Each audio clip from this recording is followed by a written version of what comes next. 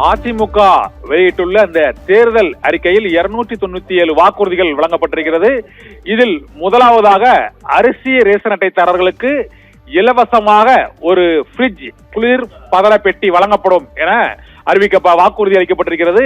இரண்டாவதாக சிறு குறு விவசாயிகளுக்கு ஹெக்டேர் ஒன்றுக்கு உற்பத்தி மானியமாக 15,000 ரூபாய் வழங்கப்படும் என வாக்குறுதி வழங்கப்பட்டிருக்கிறது. மூன்றாவதாக நெல்லுக்கு குறைந்தபட்ச ஆதார விலை குவிண்டால் ஒன்றுக்கு 3,500 ரூபாய் வழங்குவதற்கு நடவடிக்கை எடுக்கப்படும் என அதிமுகவின் தேர்தல் வாக்குறுதியில் புதிதாக அறிவிக்கப்பட்டிருக்கிறது. நான்காவதாக கரும்புக்கு லாபகரமான நியாயமான விலையாக ஒரு டன்னுக்கு 4,500 ரூபாய் வழங்குவதற்கு நடவடிக்கை எடுக்கப்படும் என அதிமுகவின் தேர்தல் வாக்குறுதியில் உறுதியளிக்கப்பட்டிருக்கிறது. ஐந்தாவதாக விவசாயிகளின் வேளாண் பயிர்க்கடனை தள்ளுபடி செய்வதற்கு நடவடிக்கை எடுக்கப்படும் என்ற முக்கியமான அறிவிப்பு விவசாயிகளுக்கு வெளியிடப்பட்டிருக்கிறது. ஆறாவதாக விவசாயிகளுக்கு 100% அரசு மானியத்தில் சூரிய ஒளி பம்ப் செட்டுகள் வழங்கப்படும் என தேர்தல் வாக்குறுதி வழங்கப்பட்டிருக்கிறது.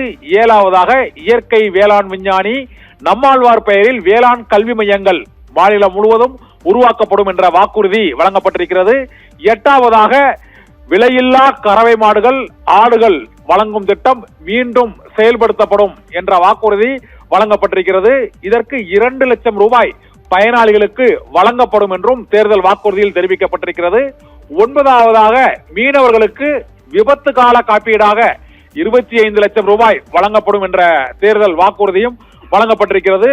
பத்தாவதாக அரசு பள்ளி மாணவர்களுக்கு மருத்துவ படிப்பு இடஒதுக்கீடானது 7.5% 10% உயர்த்தப்படும் என்ற வாக்குறுதி வழங்கப்பட்டிருக்கிறது. இது தவிர 297 தேர்தல் வாக்குறுதிகளை இன்று அதிமுகவின் தேர்தல் அறிக்கையில் வெளியிடப்பட்டிருக்கிறது. ஏற்கனவே 15 தேர்தல் வாக்குறுதிகள் அறிவிக்கப்பட்ட சூழ்நிலையில் இன்றும் அந்த 297 வாக்குறுதிகளில் பல்வேறு தேர்தல் வாக்குறுதி உறுதிமொழிகள் வழங்கப்பட்டிருக்கிறது. அந்த முக்கிய அம்சங்களை தான் நாம் இப்போது பார்த்தோம்.